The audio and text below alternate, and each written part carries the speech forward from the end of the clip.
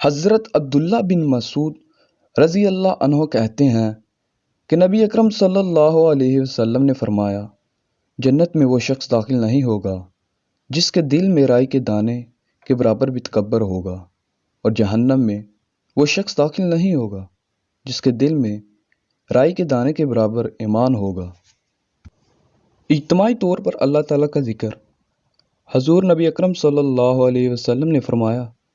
جب کچھ محض اللہ تعالیٰ کی رضائی جوئی کی خاطر اجتماعی طور پر اس کا ذکر کرتے ہیں تو آسمان سے ایک منادی آواز دیتا ہے، کھڑے ہو جاؤ، تمہیں بخش دیا گیا، تمہارے گناہ نیکیوں میں بدل دیے گئے،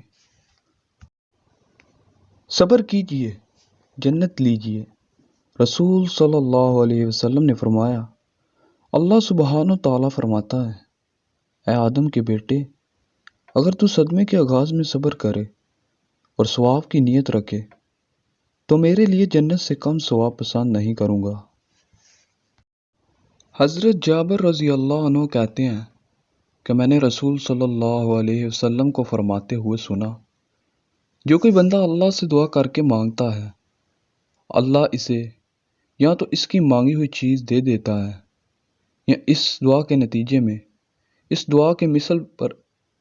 آئی ہوئی مصیبت دور کر دیتا ہے، جب تک اس نے گناہ یا قطع رحمی،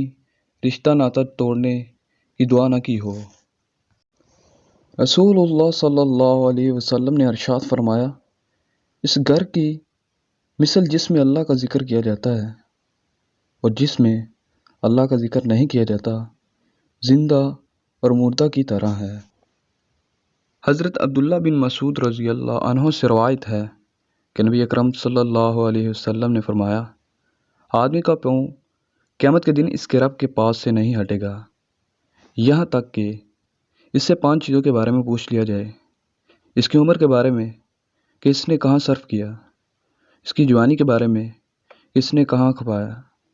اس کے مال کے بارے میں کہ اس نے کہاں سے کمایا اور کس چیز میں خرچ کیا، اور اس کے علم کے سلسلے میں کہ اس پر کہاں تک عمل کیا۔